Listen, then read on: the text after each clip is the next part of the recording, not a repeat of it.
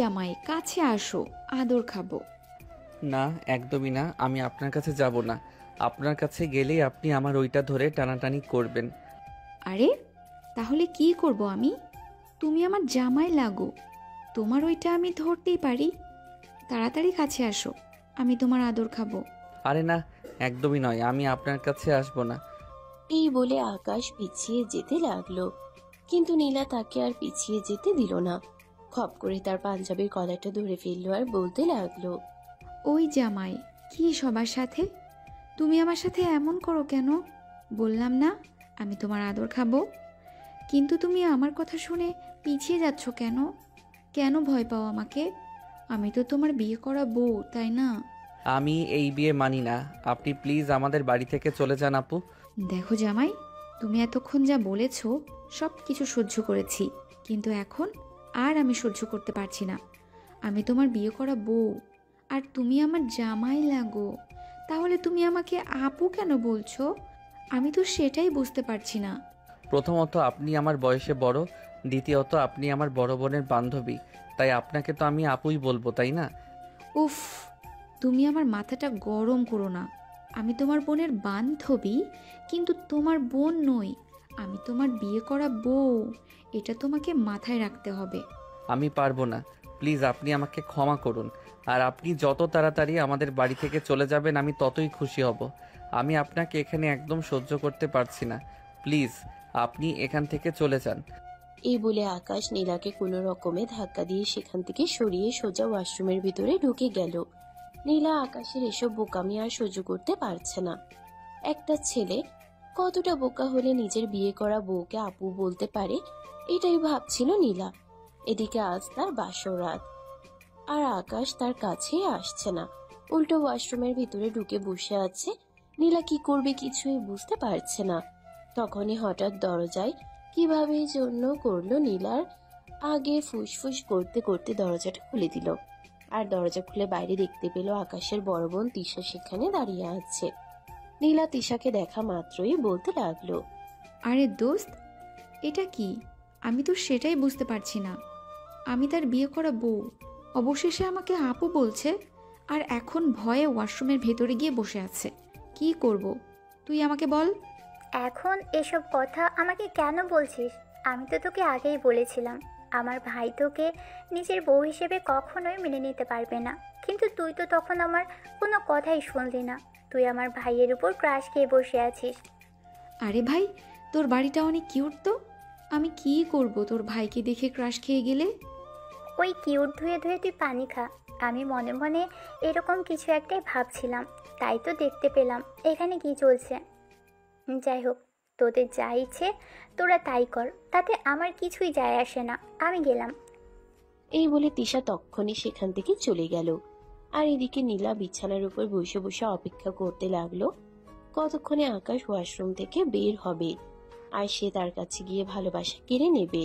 কিন্তু মিনিট পেরিয়ে ঘন্টায় পৌঁছালো, আকাশ ওয়াশরুম থেকে বের হয় না। নীলা অধৈর্য হয়ে ওয়াশরুমের দরজায় নক করতে থাকে আর বলতে থাকে, এই আকাশ, আকাশ, কি হলো তোমার? তুমি কি ওয়াশরুমের ভেতর ঘুমিয়ে পড়েছো নাকি? তাড়াতাড়ি ওয়াশরুম থেকে বের হও। আমি সে কখন থেকে তোমার জন্য অপেক্ষা করছি। আমি ওয়াশরুম থেকে বের হব না, কারণ আমি খুব ভালো করেই জানি আমি ওয়াশরুম থেকে বের হলে আপনি আমার ওইটা ধরে টানাটানি করবেন, ওটাতে হাত দিবেন, মুখ লাগাবেন। আমি বের হব না। আমি কোনোভাবেই নিজের উপর রিস্ক নিতে চাই না। দেখো আকাশ, আমি তোমাকে শেষবারের মতো বলছি, ওয়াশরুম থেকে বের হয়ে আসো। তা না হলে আমার চাইতে খারাপ কিন্তু আর কেউ হবে না, এটা তোমাকে বলে দিচ্ছি। আমাকে যত যাই কিছু বলো না কেন, আমি একদম ওয়াশরুম থেকে বের হব না।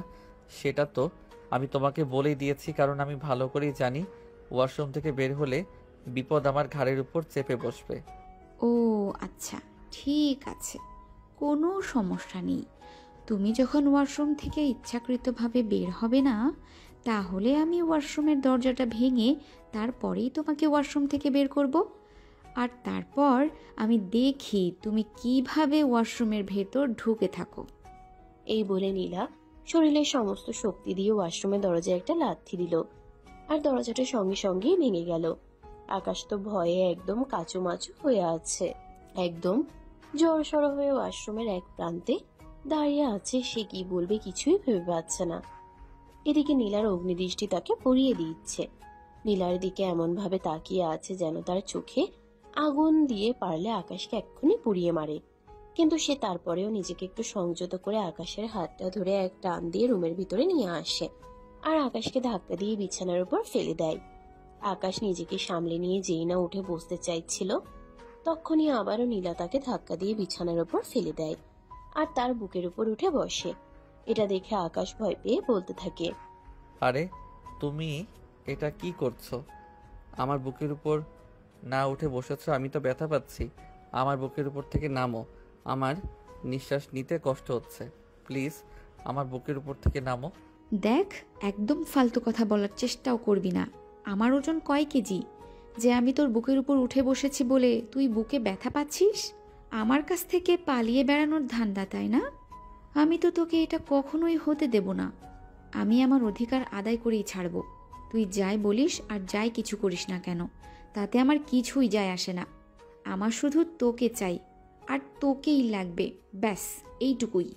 আরে প্লিজ আপু, তুমি আমার মায়ের পেটের বন্ধু, আমার সঙ্গে এরকম করো না। আমি এইটুকুনি পিচ্ছি একটা ছেলে, কেন করছো আমার সঙ্গে এরকম? দেখ, আমি সত্যি বলছি, তুই যদি আর একবারও আমাকে আপু বলে ডেকেছিস তাহলে কিন্তু তোর ওইটা কেটে হাতে ধরিয়ে দেব, বলে দিলাম। আমি তোর বউ হই, তোর সঙ্গে আমার বিয়ে হয়ে গেছে। এখন তুই আমাকে আমার নাম ধরে ডাকবি, নীলা বলে ডাকবি, অথবা নীলু পাখি। আমি বুঝতে পারছি তো, সত্যি তোমার মাথা খারাপ হয়ে গেছে। মাথা খারাপ না হলে কেউ এমন কথা বলে নাকি? সে আমার মাথা খারাপ হোক আর যাই কিছু হোক না কেন, তোকে এত কিছু চিন্তা করতে হবে না। আমি যেটা বলেছি এটাই করে ছাড়বো। এই বলে নীলা আকাশকে আর কোনো কথা বলার সুযোগ না দিয়ে আকাশের ঠোঁট দুটো নিজের দখলে নিয়ে ইচ্ছে মতো চুমু খেতে লাগলো। বেশ কিছুক্ষণ আকাশের ঠোঁটে চুমু খাওয়ার পর নীলা আকাশের ঠোঁট দুটো ছেড়ে দিয়ে তার সারা শরীরে ভালোবাসার স্পর্শ দিতে থাকে। আর এদিকে আকাশ ছটফট ছটফট করতে থাকে, যেন প্রিয়াঙ্কার কাছ থেকে ছাড়া পেলেই বেঁচে যায়। কিন্তু সে কোনোভাবেই প্রিয়াঙ্কার সঙ্গে পেরে উঠছিল না। প্রিয়াঙ্কা নিজের শরীরে সমস্ত শক্তি দিয়ে তাকে জড়িয়ে ধরে রেখেছিল আর সারা শরীরে ভালোবাসার আলিঙ্গন দিচ্ছিল। একটা সময় আকাশ আর নিজেকে ধরে রাখতে না পেরে নীলার সঙ্গে নিজেও রেসপন্স করতে শুরু করে আর দুজন দুজনার ভালোবাসায় উষ্ণিত হয়ে ভালোবাসার মহাসমুদ্রে ডুবে যায়। প্রায় 1 ঘন্টা ধরে ভালোবাসার আদান প্রদান করার পর দুজন দুজনকে ছেড়ে দিয়ে বিছানায় শুয়ে পড়ে আর এদিকে নীলা আকাশকে জড়িয়ে ধরে ঘুমিয়ে পড়ে। কিন্তু আকাশের কোনোভাবেই চোখে ঘুম আসছিল না। তার কেমন যেন অস্বস্তি বোধ হচ্ছিল, যেন নীলার কাছ থেকে নিজেকে সরাতে পারলেই বাঁচে। তবে নীলা তাকে এতটাই শক্ত করে জড়িয়ে ধরে রাখছিল যে সে চাইলেও নীলার বাহুর বন্ধন থেকে নিজেকে ছাড়াতে পারছিল না। এদিকে বারবার নাড়াচাড়া করায় নীলা আকাশকে বলতে থাকে, আরে কি হলো? এভাবে তুমি বাইম মাছের মতো মুচড়ামুচড়ি করছো কেন? একটু চুপচাপ শুয়ে থাকো না, খুব ঘুম পাচ্ছে, একটু ঘুমোতে দাও। আরে আমাকে ছেড়ে দিয়ে ঘুমান না, আমার একটু ভালো লাগছে না। আমার কখনোই কারোর সঙ্গে ঘুমানোর অভ্যাস নেই। এখন থেকে চাইলেও তুমি আর একা একা ঘুমাতে পারবে না, কারণ আমি তোমার বিয়ে করা বউ। এখন থেকে তোমার প্রতিদিন আমাকে জড়িয়ে ধরে তারপরেই ঘুমাতে হবে। এটা ছাড়া তোমার কাছে অন্য কোনো উপায় নেই। প্লিজ লিভ মি অ্যালোন, আমি এভাবে ঘুমাতে পারবো না। আর ঘুমাতে না পারলে আমার প্রচণ্ড মাথা ব্যথা করবে। বললাম তো, এসব কথা বলে কোনো লাভ হবে না। আমি তোমাকে জড়িয়ে ধরেই ঘুমাবো। বিয়ে করেছি কি তোমাকে ছাড়া ঘুমানোর জন্য নাকি? এই বলে নীলা আকাশকে জড়িয়ে ধরে ঘুমিয়ে পড়ে। কিন্তু অনেক চেষ্টার পরেও আকাশের চোখে কোনোভাবেই ঘুম আসে না। আকাশ বিছানায় শুয়ে শুয়ে ভাবতে থাকে, কেন তার সঙ্গে এমন হলো। সে তো এরকম কিছু হোক এমনটা কখনো কল্পনাও করেনি। বরঞ্চ সে অন্য একটা মেয়েকে পছন্দ করত যে তার কলেজে পড়ে, তার সঙ্গে একই ক্লাসে। মনে মনে এমনটাই ভেবে রেখেছিল পড়াশোনা শেষ করে তারপর এই মেয়েটাকে বিয়ে করবে। কিন্তু হুট করে তার সঙ্গে এমন কিছু হবে এটা তার কল্পনার বাইরে ছিল। কি ভাবছেন আপনারা, বুঝতে পারছেন না তো? ঠিক আছে, চলুন ফ্ল্যাশব্যাক থেকে ঘুরে আসি আর সম্পূর্ণ বিষয়টা আপনাদেরকে খুলে বলি। আমাদের গল্পের নায়িকা নীলা আর আমাদের গল্পের নায়ক আকাশের বড় বোন তিশা দুজনে একই ভার্সিটিতে পড়াশোনা করত। এর মধ্যে হঠাৎ করেই পারিবারিকভাবে বিয়ের সম্বন্ধ দেখা হয় তিশার। কথা বলার এক পর্যায়ে তিশার বিয়ে ঠিক হয়ে যায়। ছেলে ইউরোপ প্রবাসী, ওখানে সিভিল ইঞ্জিনিয়ারিং এর চাকরি করে। ছেলে ভালো এবং ভালো চাকরি করে, সেজন্য তাড়াতাড়ি বিয়ের কাজটা সেরে ফেলতে চায় দুই ফ্যামিলি থেকে। সেজন্য বড় করে আয়োজন করা না হলেও ঘরোয়া ভাবে আত্মীয় স্বজন মোটামুটি অনেকেই ইনভাইট করা হয়েছিল তিশার বিয়েতে। আর নীলা যেহেতু তিশার বেস্ট ফ্রেন্ড ছিল, তাই নীলা এবং তার ফ্যামিলির সবাইকেও তিশার বিয়েতে ইনভাইট করা হয়। কিন্তু নীলা আর তার ফ্যামিলি ব্যস্ত থাকার কারণে তিশার বিয়েতে আসতে পারেনি। তবে নীলা তার বেস্ট ফ্রেন্ডের বিয়ে বলে কথা, সেখানে না এসে থাকতে পারে না কি? নীলা গায়ে হলুদের আগের দিনেই তিশাদের বাড়িতে চলে আসে। বলা চলে তিশা নিজেই গিয়ে নীলাকে নিয়ে এসেছিল তাদের বাড়িতে। ঘটনার সূত্রপাত সেখান থেকেই শুরু হয়। তিশা রুমে বসে নীলার সঙ্গে গল্প করছিল, তখনই হঠাৎ করে তিশা নীলাকে বলতে থাকে, দোস্ত, একটা কাজ কর, পাশের রুমে আমার ছোট ভাই আছে, ওকে একটু বলে আয় তো। কুরিয়ারের লোক এসেছে, বাড়ির গেটের সামনে আমার একটা পার্সেল আছে, ওটা রিসিভ করে নিয়ে আসতে। আচ্ছা ঠিক আছে দোস্ত, কোনো সমস্যা নেই, তুই একটু ওয়েট কর, আমি এক্ষুনি বলে আসছি। এই বলে নীলা তিশা রুম থেকে বের হয়ে পাশের রুমের দিকে। বাবার রুমের দরজা যেহেতু খোলা ছিল, তাই সে আর নক না করেই রুমের ভিতর চলে আসে। আর তারপর যা দেখে তার জন্য সে মোটেও প্রস্তুত ছিল না। কে আপনি? আমি কে সেটা পরে বলছি, আগে তো নিজের কাপড় চোপড় ঠিক করো। আকাশ কোনো রকমের টাওয়ালটা নিজের শরীরে পেঁচিয়ে নিল, আর তারপর বলতে লাগলো, আপনি কেমন অসভ্য মেয়ে মানুষ বলেন তো? কারোর রুমে নক করা ছাড়াই ঢুকে পড়েছেন। দরজা খোলা ছিল, তাই তো নক না করেই ভিতরে ঢুকে পড়েছি। কিন্তু আমি কি করে জানবো রুমের ভিতর এসব কিছু হচ্ছে? কেউ একজন কাপড় চোপড় খুলে নাচানাচি করছে। আমি যদি জানতাম তাহলে তো এই রুমে আমি কখনোই প্রবেশ করতাম না। এই যে ম্যাডাম দেখুন, এটা আমার পার্সোনাল রুম। এই রুমে কখনো নক না করে কেউ প্রবেশ করে না। যদি নিতান্তই কারো এই রুমে প্রবেশ করার প্রয়োজন পড়ে, তাহলে সে আমার অনুমতি নিয়ে তারপরেই রুমে প্রবেশ করে। সেটা আপনার বাড়ির মানুষের ব্যাপার, আমার ব্যাপার নয়। আমি আপনাদের বাড়ির কেউ নই, আর আপনাদের বাড়ির নিয়মকানুন কোনো কিছু জানিও না। আচ্ছা ঠিক আছে, এখন বলুন আপনি কে, আর এখানে কেন এসেছেন? আমাকে তিশা এই রুমে পাঠিয়েছে। সে বলল এই রুমে নাকি তার ছোট ভাই থাকে, আর তাকে বলতে তিশার একটা পার্সেল এসেছে। বাড়ির গেটের বাইরে কুরিয়ারের লোক এসেছে, ডেলিভারি ম্যান দাঁড়িয়ে আছে, ওখান থেকে নিয়ে আসতে বলেছে। ও আচ্ছা ঠিক আছে, সমস্যা নেই, আপনি চলে যান, আমি পার্সেল এনে আপুর কাছে পৌঁছে দেব। ও আচ্ছা, তাহলে আপনিই তিশার সেই ছোট ভাই? সেই বলে নীলা আকাশের দিকে ফিরে তাকায়। আকাশকে দেখে সে যেন চোখের পলক ফেলতে ভুলে গেছে। অবলোক দৃষ্টিতে আকাশের দিকে তাকিয়ে আছে। তাকে দেখে এমন মনে হচ্ছে যেন এই জীবনে প্রথমবার ছেলে মানুষ দেখছে। একদম হাঁ হয়ে আছে। এটা দেখে আকাশ বলতে লাগলো, এই যে ম্যাডাম, কি ব্যাপার, আপনি এভাবে হা করে আমার দিকে তাকিয়ে আছেন কেন? মনে হচ্ছে চোখ দিয়ে গিলে খেয়ে ফেলবেন। আপনার মুখ দিয়ে মাছি ঢুকবে তো? আকাশের কথায় কিছুটা লজ্জা পায় নীলা, আর তখনই নিজের মুখটা বন্ধ করে নিয়ে বলতে থাকে, হাউ সুইট, কি হ্যান্ডসাম তুমি দেখতে। হ্যাঁ আমি জানি আমি দেখতে কেমন, আপনাকে আমার সংজ্ঞা দিতে হবে না। আপনি রুম থেকে বের হয়ে যান, আমি কাপড় চেঞ্জ করব, আর তারপর এই পার্সেল আনতে যাব। বিশ্বাস করো, সত্যি বলছি, প্রথম দেখাতেই আমি তোমার প্রেমে পড়ে গেছি। ভালোবাসবে আমায়? আরও সিরিয়াসলি ম্যাট, প্লিজ আপনি আমার রুম থেকে বের হয়ে যান। আপনার মতো পাগল মেয়ের সঙ্গে কথা বলার কোনো ইচ্ছা আমার নেই। এই বলে আকাশ নীলাকে কোনো কথা বলার সুযোগ না দিয়ে আলমারি থেকে একটা টি শার্ট আর একটা প্যান্ট বের করে নিয়ে ওয়াশরুমের ভিতরে ঢুকে গেল। আর তারপর কাপড় চোপড় চেঞ্জ করে আবার রুমে চলে আসে। কিন্তু রুমে আসার পর তখনও দেখতে পায় নীলা সেখানেই দাঁড়িয়ে আছে। নীলাকে তখনও সেখানে দাঁড়িয়ে থাকতে দেখে আকাশ বলতে থাকে, কি ব্যাপার, আপনি এখনো এখানে দাঁড়িয়ে আছেন কেন? আপনি কি কানে শুনতে পান না নাকি? আমি আপনাকে কি বললাম, পার্সেল এনে আমি নিজ দায়িত্বে পৌঁছে দেব। ওহে সুদর্শন পুরুষ, আমি তো এখানে পার্সেলের জন্য দাঁড়িয়ে নেই, আমি তো তোমার জন্য দাঁড়িয়ে আছি। তোমার ওই রাঙা ঠোঁট দুটো আমায় খুব টানছে, ইচ্ছে করছে একটু ভালোবাসার স্পর্শ নিতে। নীলার এমন কথায় ভীষণভাবে রেগে যায় আকাশ আর বলতে থাকে, আপনি মেয়ে নাকি রোবট আমি বুঝতে পারছি না। একটা মেয়ে হয়ে একটা ছেলেকে এসব কথা বলতে আপনার একটু লজ্জা করছে না? এখনই চুপচাপ আমার রুম থেকে বের হয়ে যান, তা না হলে কিন্তু খারাপ কিছু হয়ে যাবে বলে দিলাম। আমাকে ভয় দেখিয়ে কোনো লাভ নেই হিরো, আমি তোমাকে প্রথম দেখায় ভালোবেসে ফেলেছি, তোমাকে আমার চাই। সত্যি বলছি, আপনি যে পাগল হয়ে গেছেন এটা আপনার বাড়ির লোকেরা মনে হয় এখনো বুঝতে পারিনি। যদি বুঝতেই পারতো তাহলে এতক্ষণে আপনাকে পাবনা পাঠিয়ে দিত। এই বলে নীলাকে আর কোনো কথা বলার সুযোগ না দিয়ে সেখান থেকে বের হয়ে চলে গেল। সেখানে দাঁড়িয়ে থেকে তারপর আবারও তিশার রুমে চলে আসে। তিশার রুমে কোনো একটা কাজ করছিল আর তখনই নীলা তিশাকে বলতে থাকে, আরে দোস্ত, তোর এত কিউট একটা ভাই আছে, সেটা আমাকে আগে বললি না কেন? তিশা তখন শয়তানি মার্ক একটা হাসি দিয়ে নীলাকে বলতে থাকে, দেখ, একদম ফাজলামো করবি না বলে দিলাম। ছেলেটা সত্যিই কিউট। আমি কিন্তু প্রথম দেখাতেই ছেলেটার প্রেমে পড়ে গেছি। তোর কি মাথা খারাপ হয়ে গেছে নাকি? যেসব পাগলের মতো উল্টাপাল্টা কথা বলছিস তুই, তুই কি জানিস ওর সম্পর্কে? কতটা বদমাইশ! আমি জানি না, আর কোনো কিছু জানার প্রয়োজনও নেই। তোর ভাইকে ভালোবাসি আর প্রথম দেখাতেই তার প্রেমে পড়ে গেছি। জীবনে যদি কখনো বিয়ে করি তাহলে তোর ভাইকেই করব, আর এটাই আমার শেষ কথা। সত্যি বলছি, আন্টির সঙ্গে আমাকে কথা বলতেই হবে।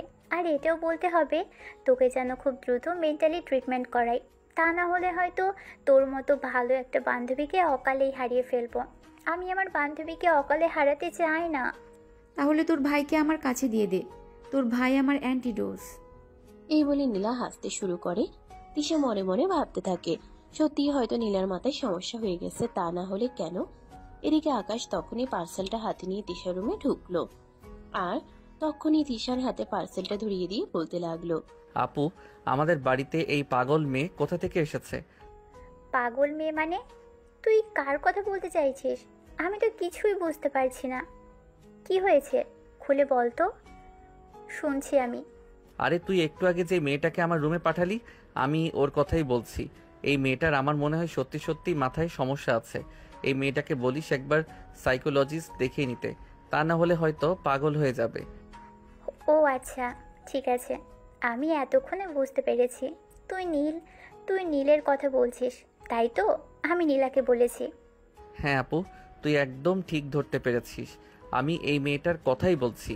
এই মেয়েটার সত্যি সত্যি মাথায় সমস্যা আছে। এই মেয়েটাকে বলবি তাড়াতাড়ি ডাক্তার দেখাতে, আর এসব আমার সঙ্গে ফাইজলামো মার্কা কথাবার্তা না বলতে, তাহলে এর পরিণাম কিন্তু খুব খারাপ হবে। আমি তোকে এটা বলে দিলাম। আরে ভাই আমার, প্লিজ এমন করিস না। ও আমার বান্ধবী, আমার বিয়ের জন্য এখানে এসেছে। দুদিন পরে তো চলেই যাবে। ওর সঙ্গে খারাপ আচরণ করিস না। দেখ আপু, তুই কিন্তু এটা খুব ভালো করে জানিস, আমার মেজাজ খারাপ হলে আমি কখন কার সঙ্গে কি করি না করি তার কিন্তু কোনো ঠিক ঠিকানা থাকে না। তাই এই মেয়েটাকে আগে থেকে একটু হুঁশিয়ার করে দিস। এই বলে আকাশ তিশার রুম থেকে বের হয়ে যাচ্ছিল। তখনই পিছন থেকে নীলা এসে আকাশকে দেয়ালের সঙ্গে চেপে ধরে আর আকাশের ঠোঁটের নিচে ঠোঁট দুটো ডুবিয়ে দিয়ে বেশ কিছুক্ষণ সময় আর তারপরে ছেড়ে দিয়ে বলতে থাকে, দেখো, আমি পাগলও নই, আমার মাথাও খারাপ না। আমি সম্পূর্ণ সুস্থ আছি। তোমায় শুধু ভালোবেসে ফেলেছি, ব্যাস, এটাই সমস্যা। এটা কি হলো? আমি তো কিছুই বুঝতে পারলাম না। আপনি আমার সঙ্গে এরকমটা কেন করলেন? ভালোবাসি, তাই করলাম। আশা করি এখানে সমস্যার কিছু নেই। এ বলে নীলা হাসতে হাসতে রুম থেকে বের হয়ে চলে গেল। আর এদিকে তিশা আর আকাশ দুজনে স্তব্ধ হয়ে সেখানে দাঁড়িয়ে আছে। ঘটনা এতটাই দ্রুত ঘটে গেল যে তারা বুঝতেই পারল না কি থেকে কি হয়ে গেল। নীলা রুম থেকে বের হয়ে চলে যাওয়ার পর তিশা আকাশকে বলতে লাগলো, ভাই প্লিজ, যা হয়েছে ভুলে যা। এটা আর কারোর সঙ্গে বলিস না। ও আমার বান্ধবী, আমি ওকে বুঝিয়ে বলবো। আচ্ছা ঠিক আছে, কোনো সমস্যা নেই। সে তো তোমার বান্ধবী বলে আমি ছেড়ে দিলাম, কিন্তু তা না হলে ওর এমন পরিণাম করতাম যেটা তুমি কল্পনাও করতে পারবে না। তবে একটা কথা তোমায় বলে যাচ্ছি, এই পাগল মেয়েকে বলে দিও নেক্সট টেস্ট যেন আমার কাছে লাগতে না আসে, তাহলে এর পরিণাম খুব খারাপ হবে। এই বলে আকাশও রুম থেকে বের হয়ে চলে গেল। আর তখনই তিশার মোবাইলে একটা কল আসে। তিশার নাম্বারটা দেখে নিল, দেখতে পেল তার হবু হাজবেন্ড তাকে ফোন করেছে। তাই সে ফোনটা রিসিভ করলো আর তখনই ব্যালকনিতে চলে আসলো। তারপরে সেটা হবু হাজবেন্ডের সাথে কথা বলতে লাগলো। আসসালামু আলাইকুম, কেমন আছেন আপনি? ওয়ালাইকুম আসসালাম। এই তো আলহামদুলিল্লাহ, আল্লাহর রহমতে ভালোই আছি। আর তোমাকে না বললাম আমাকে তুমি করে বলবে? তাহলে তুমি আমাকে আপনি করে কেন কথা বলছো এখনো? বললাম না আপনাকে আমার তুমি করে কথা বলতে লজ্জা করে। এখনও তো আমাদের বিয়েটাই হয়নি, আগে আমাদের বিয়েটা হোক, তারপর না হয় আমি আপনাকে তুমি করে বলবো। আরে বাবা, বিয়ে হয়নি তো কি হয়েছে? আর তো মাত্র 2 দিন, তারপর তো আমাদের বিয়ে হয়ে যাবে। তুমি সারা জীবনের মতো আমার হয়ে যাবে। আর তারপর আমাকে তুমি করেই তো বলতে হবে। তাই বলছি, এখন থেকে প্র্যাকটিস করো, তাহলে পরে আর কোনো ঝামেলা হবে না। আমাকে কিছু প্র্যাকটিস করতে হবে না, সময়ের সাথে সাথে সব কিছুই ঠিক হয়ে যাবে। কারণ আমরা মেয়ে মানুষ জনাব, আমরা সব রকম পরিস্থিতিতেই নিজেকে মানিয়ে নেওয়ার মতো ক্ষমতা রাখি। I hope you better understand what I say. Yes madam, I understand what you say. তা আমার মহারানী কি করছিলেন এখন? কি আর করব, এই তো রুমে বসেছিলাম, বাইরে সবাই কাজ করছে, কিন্তু আজ তো আর আমাকে কেউ কোনো কাজই করতে দিবে না, তাই বসে বসে মশা মারা ছাড়া আর তো আমার কোনো কাজ নেই। তাহলে আমি তোমার কাছে চলে আসি, দুজনে মিলে গল্প করব আর খুব সময় কাটাবো। আই, আপনার কি মাথা খারাপ হয়ে গেছে নাকি? কী সব ফালতু কথা বলছেন? এখন আপনার সঙ্গে আমার বিয়েটাই হয়নি, আর আপনি আমার কাছে চলে আসবেন মানে? বিয়ে হয়নি তো হয়েছে, বিয়ে তো হবে। আর আমি আমার হবু বউয়ের সঙ্গে যখন মন চায় তখন দেখা করতেই পারি। সেখানে তোমার বাধা দেওয়ার কোনো অধিকার নেই, বুঝতে পেরেছো? ও আচ্ছা, তাই বুঝি। কিন্তু আমি যদি আপনার সঙ্গে দেখা না করি, আপনার সঙ্গে কোনো কথা না বলি, তাহলে তখন আপনি কি করবেন? সেটা সময় হলে দেখা যাবে, সেটা নিয়ে তোমাকে চিন্তা করতে হবে না। আমি আসছি, তুমি রেডি থাকো, তোমাকে নিয়ে ফুচকা খেতে যাব। এদিকে শুভর এমন কথায় কিছুটা লজ্জা পায় আর কিছুটা ভয় পায় তিশার, কারণ এখনো তাদের বিয়েটাই হয়নি। এখন যদি সে শুভর সঙ্গে বাসার বাইরে বের হয় আর এটা লোকজন জানলে কি হবে, এটাই রুমে বসে মনে মনে ভাবছিল তিশা। তখনই নীলা রুমের ভিতর প্রবেশ করে আর তিশাকে বলতে থাকে, কি ব্যাপার, আমার বান্ধবীর আবার কি হলো? আমি তো সেটাই বুঝতে পারছি না। একটু আগেই তো কতটা হাসি খুশি দেখে গেলাম, আর এখন মুখটা একদম গুমড়ো হয়ে আছে কেন? দোস্ত, আর বলিস না, এই তো একটু আগেই শুভ ফোন করেছিল আর আমাকে বলল সে নাকি একটু পরেই আমাকে নিতে আসবে, আমাকে নিয়ে ফুচকা খেতে যাবে। এটা তো খুবই ভালো কথা। তোর হাজবেন্ড বিয়ের আগেই তোর প্রেমে পড়ে যাচ্ছে, তোকে তোকে রানী বানিয়ে রাখতে চাইছে। আরে ভাই, এসব ফালতু কথা বাদ দে, এখনও তার সঙ্গে আমার বিয়েটাই হয়নি, তাহলে এখন আমি কি করে তার সঙ্গে বাসার বাইরে যেতে পারি? আমি বুঝতে পেরেছি তুই কি নিয়ে চিন্তা করছিস। তোকে এত কিছু চিন্তা করতে হবে না, আমি সব কিছু সামলে নেব।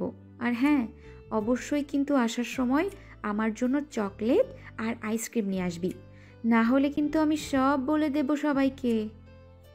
আচ্ছা দোস্ত, ঠিক আছে, কোনো সমস্যা নেই, আমি তোর জন্য চকলেট আইসক্রিম নিয়ে আসবো, তবে কেউ যেন কোনোভাবেই কোনো কিছু জানতে না পারে, এই দায়িত্বটা আমি তোর কাছে দিয়ে গেলাম। নীলা তাকে মুচকি হাসে সম্বন্ধে জানালো আর তারপরে তিশা রেডি হয়ে গেল। এদিকে কিছুক্ষণের মধ্যেই শুভ তার বাসার সামনে এসে তাকে ফোন দিতে লাগলো। তিশা সবার চোখ ফাঁকি দিয়ে বাসা থেকে বের হয়ে আসে আর তারপর শুভকে নিয়ে বাইরে বের হয়ে গেল। সারা সন্ধ্যা দুজন ঘোরাঘুরি করলো। রাত আনুমানিক 8টার দিকে দুজন ঘোরাঘুরি শেষ করে নীলার জন্য আইসক্রিম আর চকলেট নিয়ে বাসায় ফিরে আসে তিশা।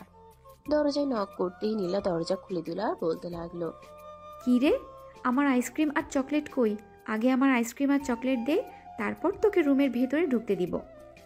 আইসক্রিম আর চকলেট এবার আমাকে রুমের ভিতর প্রবেশ করতে দে, যদি বাড়ির কেউ দেখে ফেলে তাহলে নির্ঘাত একটা অঘটন ঘটে যাবে। এই বলে নীলার হাতে চকলেটের আইসক্রিমের বক্সটা তুলে দিয়েছে আর রুমের ভিতরে ঢুকে পড়লো আর সঙ্গে সঙ্গে রুমের দরজাটা লাগিয়ে দিল। তিশা কাপড় চেঞ্জ করার জন্য ওয়াশরুমে ঢুকে যায় আর এদিকে নীলা বিছানার উপর বসে বসে আইসক্রিম খেতে থাকে। তখনই কোনো একটা কাজে আকাশ তিশা রুমে আসে। নীলাকে এভাবে বিছানার উপর বসে আইসক্রিম খেতে দেখে সে কোনো কথা না বলে রুম থেকে বের হয়ে চলে যাচ্ছিল। তখনই নীলা পিছন থেকে আকাশকে বলতে থাকে, কি হলো সুইটহার্ট, এভাবে চলে যাচ্ছ কেন? আইসক্রিম খাবা? এদিকে এসো। না, আমি আইসক্রিম খাইনি। আপনার আইসক্রিম আপনি খান, আপু আসলে বলবেন আমি তাকে খুঁজতে এসেছিলাম। আরে জানি, মানে এভাবে চলে যাওয়ার কি আছে? আসো না আমার কাছে, একটু বসো, তোমার সঙ্গে একটু গল্প করি। তোমার সঙ্গে সময় কাটাতে আমার কিন্তু বেশ ভালো লাগে, প্লিজ আসো। না, আপনি একটা ফাজিল মেয়ে, আপনার কাছে আসবো না। না জানি কখন আবার ফাইজলামও শুরু করে দিবেন, তার কোনো ঠিক ঠিকানা নেই। তার চাইতে বরং আমি চলে যাই এবং আপনি আপু আসলে বলে দিবেন আমি আপুকে খুঁজতে এসেছিলাম। এই বলে আর কোনো উত্তরের অপেক্ষা না করে আকাশ সেখান থেকে চলে গেল। আর এদিকে নীলা বিছানার উপরে বসে আইসক্রিম খেতে লাগলো। 20 মিনিট পর ফিরে ওয়াশরুম থেকে বের হয়ে আসে তিশা। আর তখনই রুমে এসে দেখতে পায় পুরো এক বক্স আইসক্রিম নীলা খেয়ে শেষ করে ফেলেছে। এটা দেখে তো তিশা মাথায় হাত দিয়ে বসে পড়ে আর বলতে থাকে, আরে এসব কি দোস্ত, তোর কি মাথা খারাপ হয়ে গেছে নাকি? এই কিছুক্ষণ সময়ের মধ্যে তুই এতগুলো আইসক্রিম খেয়ে ফেললি, আর আমার জন্য একটা আইসক্রিমও রাখলি না। কেন, তুই এগুলো আমার জন্য আনিসনি? আরে ভাই, এক বক্স আইসক্রিম এনেছি, আমরা সবাই মিলে খাবো। আর এই 15-20 মিনিটের মধ্যে তুই সবগুলো আইসক্রিম খেয়ে ফেললি। আমার জন্য অন্তত একটা আইসক্রিম রাখতে পারতি। আমি তো ভাবলাম এই সব কিছু আমার জন্যই নিয়ে এসেছিস, তাই খেয়ে ফেললাম। যাই হোক, চকলেট আছে, আয় তোকে চকলেট দিব। এই বলে চকলেটের বক্সটা খুলে 2টা চকলেট তিশার দিকে এগিয়ে দেয় আর বাকিগুলো নিজেই খেতে থাকে। আর কোনো কথা না বলে নীলার দিকে হা করে তাকিয়ে আছে। এমন না যে নীলা কোনো দরিদ্র ঘরের মেয়ে, কখনো কোনো কিছু খেতে পায় না, তাই জন্য এভাবে খাচ্ছে। নীলা যথেষ্ট প্রভাবশালী বাবার একমাত্র আদরের রাজকন্যা।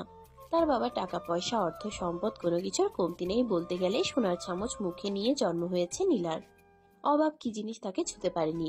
তবে নীলার এটা সম্ভবতই এইরকম চকলেট আইসক্রিম খেতে প্রচন্ড ভালোবাসে। তার কাছে চকলেট আইসক্রিম হলো তার ইমোশন, আর এই ইমোশনের কাছে পৃথিবীর সবকিছুই তুচ্ছ। এদিকে তিশা তো তার দিকে হা করে তাকিয়ে আছে, সেদিকে তার কোনো খেয়াল নেই। সে প্রায় অর্ধেক বক্স চকলেট খাওয়া শেষ হয়ে গেলে তারপর তিশার দিকে তাকায়। তিশা তার দিকে এভাবে তাকিয়ে আছে, তাদেরকে সে বলতে থাকে। এদিকে তিশা তো তার দিকে হা করে তাকিয়ে আছে, সেদিকে তার কোনো খেয়াল নেই। সে প্রায় অর্ধেক বক্স চকলেট খাওয়া শেষ হয়ে গেলে তারপর তিশার দিকে তাকায়। তিশা তার দিকে এভাবে তাকিয়ে আছে দেখে সে বলতে থাকে, কি ব্যাপার দোস্ত, কি হয়েছে? তোকে তো চকলেট দিলাম, তারপরও তুই এভাবে হাঁ করে আমার দিকে তাকিয়ে আছিস কেন? মনে হয় আমি রাক্ষসের মতো সব গিলি খেয়ে ফেলেছি আর তোকে কিছুই দেইনি। দিয়েছিস তো, এই যে 2টা আমার হয়ে যাবে। তুই খা বান্ধবী, মনে হয় কয়েক বছর ধরে আর চকলেট খাওয়া হয়নি তোর। দোস্ত প্লিজ এভাবে বলিস না। তুই তুই তো খুব ভালো করেই জানিস আমি চকলেট কতটা ভালোবাসি। আমার কাছে চকলেট আর আইসক্রিম হলো আমার ইমোশন। এগুলো পেলে আমি পৃথিবীর সব কিছু ভুলে যাই। আচ্ছা দাঁড়া, তোকে আর 2টা দিচ্ছি, তবে আর চাইবি না, আর পাবি না কিন্তু। বাকি সবগুলো আমি খাবো। এই বলে নীলা তিশাকে আর 2টা চকলেট দিয়ে বাকি সবগুলো নিজেই খেয়ে নিল। কথা বলো না, ওগুলো হাতে নিয়ে সেখান থেকে বের হয়ে যাচ্ছিল। তখনই নীলা পিছন থেকে আবারও তিশাকে উদ্দেশ্য করে বলতে থাকে, দোস্ত, তোর ভাই তোকে ডাকতে এসেছিল, কোনো কিছু না বলেই চলে গেছে। আমি তাকে অনেকবার এখানে বসতে বলেছিলাম, কিন্তু সে আমার কোনো কথাই শোনেনি, এখান থেকে চলে গেছে। সে তো তোকে ভয় পেয়ে এখানে বসে নিয়ে আসা যায়। যাই হোক, ঠিক আছে, কোনো সমস্যা নেই। আমি তার সঙ্গে দেখা করে নিব, তুই এখানেই থাক। আরে দোস্ত, তুই এমন স্বার্থপর কেন সেটাই তো বুঝতে পারছি না। বয়ফ্রেন্ডের সঙ্গে একা একা ঘুরে এলি, আর এখনও আমাকে রুমে একা বসে থাকতে বলছিস। সারাদিন আমি একা একা রুমের ভেতরে আর কতক্ষণ বসে থাকবো? আমার আর ভালো লাগছে না। এখন যেখানেই যাবি আমাকে নিয়ে যাবি, তা না হলে কিন্তু আমি এখান থেকে সোজা আমার বাসায় চলে যাব। এই বলে নীলা তিশার পিছন পিছন হাঁটতে লাগলো। তিশাও তখন আর কোনো কথা না বলে নীলাকে তার সঙ্গে নিয়ে নিল। আর তারপর নীলাকে নিয়ে আকাশের রুমে চলে গেল। আকাশ তখন নিজের রুমে বসে মোবাইলে কারোর সঙ্গে চ্যাটিং করছিল। তিশা রুমে দরজা দাঁড়িয়ে নক করলো আর বলতে লাগলো। এই বলে আর কোনো কথা না বলে তিশা সেখান থেকে চলে গেল। আর এদিকে রুমের দরজা খোলা থাকায় নীলা আকাশের রুমের ভিতরে ঢুকে পড়লো, যেটা তিশা এবং আকাশ কেউই খেয়াল করেনি। তিশা চলে গেল আর এইদিকে নীলা রুমের ভিতর প্রবেশ করে দরজাটা ভিতর থেকে লক করে দিল। এটা দেখে আকাশ বলতে লাগলো, কি ব্যাপার ভাই, কি হলো? তুই নাকি আমাকে ডাকতে গিয়েছিলি, কিছু হয়েছে নাকি? সেরকম কিছুই হয়নি। আমি আমার কিছু বন্ধু বান্ধবকে দাওয়াত দিয়েছি, তারা আসবে, তাই তোমাকে বলতে গেছিলাম। ও আচ্ছা, ঠিক আছে, এটা তো তুমি ভালো ব্যাপার। ঠিক আছে, কোনো সমস্যা নেই।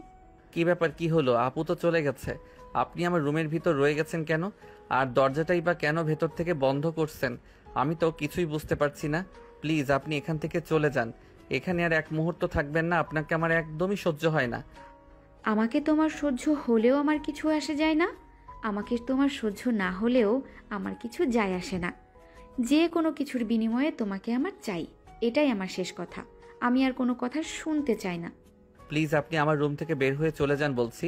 এটা একটা বিয়ে বাড়ি, এখানে এমন কোনো হাঙ্গামা করবেন না যেটা আমার মান সম্মানে বাঁচবে।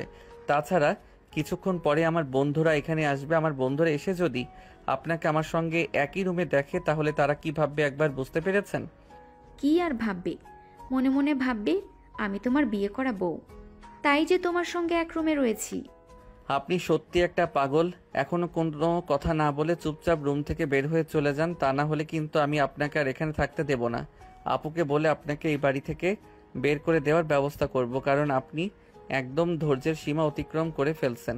সেই সব করে কোনো লাভ হবে না, কারণ তোমার বড় বোন আমার বেস্ট ফ্রেন্ড। সে কখনোই আমাকে ছাড়া এই বিয়েটা করবে না। আমি যদি এই বিয়েতে না থাকি তাহলে হয়তো এমনও হতে পারে সে এই বিয়ের আসর ছেড়ে চলে যাবে। তখন কেমন হবে? আকাশ তখন নীলার কথার কোনো উত্তর না দিয়ে নীলাকে ধাক্কা দিয়ে নিজের উপর থেকে সরিয়ে নিজেই রুমের দরজা খুলে রুমের বাইরে চলে গেল। আর এদিকে নীলা বিছানায় বসে ঠোঁটে ঠোঁট কামড়ে বলতে লাগলো, বাছা ধন, যতই ঘুরে ওড়াও রাতে, নাটাই তো আমারই হাতে। যত কিছুই করো না কেন তুমি আমার হাত থেকে মুক্তি পাবে না। তুমি এই নীলার খপ্পরে পড়েছ, তো নিজের জীবন তেজপাতা বানিয়ে ছেড়ে দিয়েছ। বেশ কিছুক্ষণ রুমে বসে থেকে আর তারপর রুম থেকে বের হয়ে আসে। এদিকে দেখতে দেখতে রাতের খাবারের সময় হয়ে গেছে। আকাশের আম্মু সবাইকে ডাইনিং টেবিলে খেতে ডাকেন, আর সবাই মিলে ডাইনিং টেবিলে গিয়ে একসঙ্গে রাতের খাবার খেয়ে নেয়। রাতের খাবার খাওয়া শেষ হলে সবাই নিজেদের রুমে গিয়ে ঘুমিয়ে পড়ে। নীলা আর তিশা এক রুমে ঘুমায়, আকাশ আর তার বন্ধুরা অন্য রুমে ঘুমায়, আর অন্যান্য মেহমানরা অন্যান্য রুমে। তাদের বাবা মা তাদের রুমে ঘুমিয়ে পড়ে। কিন্তু অঘটন ঘটে মাঝ রাতের বেলা।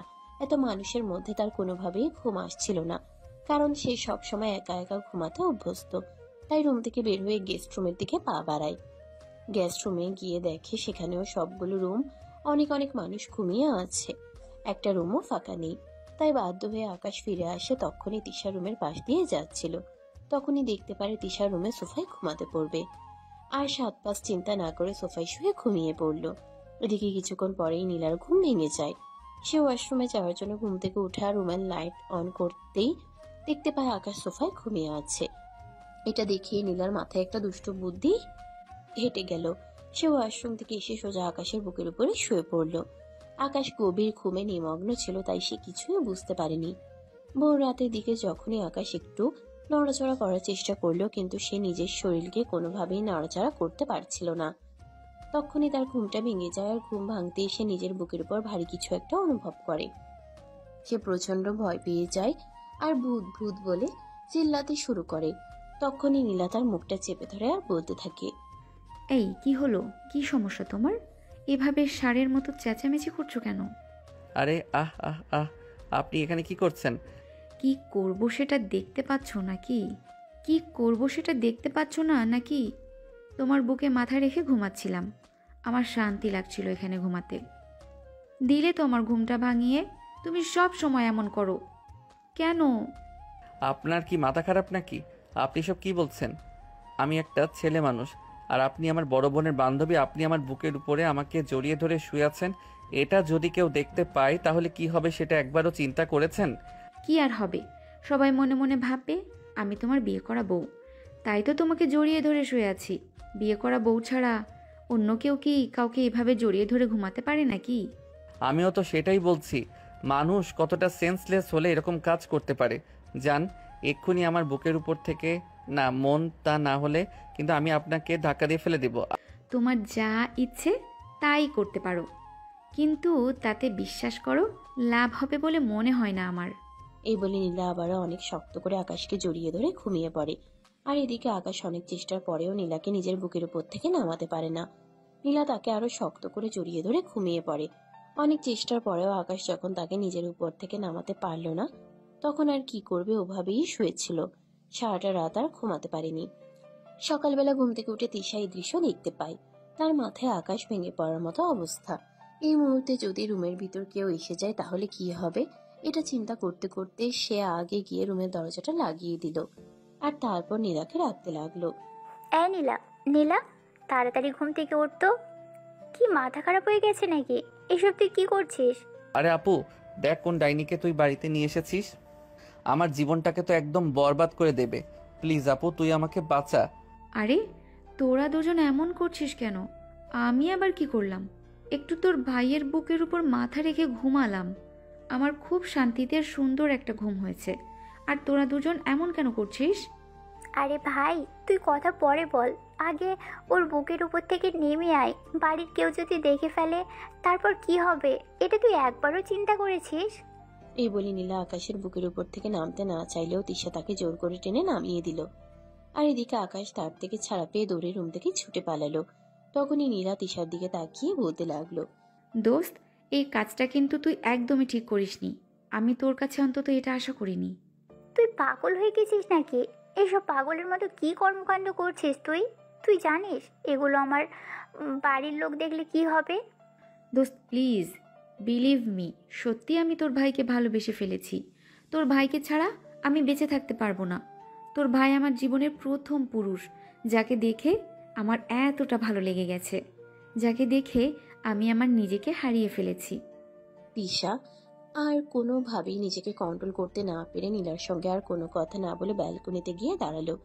এদিকে নীলাও তার পিছন পিছন ব্যালকনিতে চলে আসে। আর তখনই নীলা তিশাকে কিছু বলতে চাইছিল, তার আগেই তিশার আম্মু সেখানে চলে আসে আর তিশাকে উদ্দেশ্য করে বলতে থাকে, কি রে, তুই এখনো রেডি হসনি? আত্মীয় স্বজন সবাই তো কালকেই চলে এসেছে। আর একটু পরে হয়তো ছেলের বাড়ি থেকে হলুদের তত্ত্ব নিয়ে চলে আসবে। তখন যদি তোকে এভাবে বসে থাকতে দেখে তাহলে তারা কি ভাববে বলতো? আরে আম্মু, সবেমাত্র সকাল 9টা বাজে, এখনই মেহমান চলে আসার কি আছে? তাদেরকে আর একটু পরে আসতে বলো না। আরে তোর কি মাথা খারাপ হয়ে গেছে নাকি? আমি তো সেটাই বুঝতে পারছি না। সকাল 9টা বাজে, কিছুক্ষণ পর তারা আসবে, তোকে হলুদ দিয়ে যাবে, তারপর আবার ছেলের বাড়িতে হলুদ হবে। তাছাড়া তাদের বাড়ি আমাদের বাড়ি থেকে কতটা দূরে সেটা তো তুই খুব ভালো করেই জানিস। তাই আশা করি তোকে নতুন করে বলার কিছুই নেই।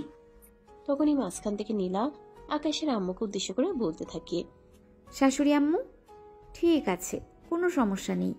আমি তিশাকে এক্ষুনি তৈরি করে দিচ্ছি। আপনাকে এসব ব্যাপার নিয়ে একটুও ভাবতে হবে না।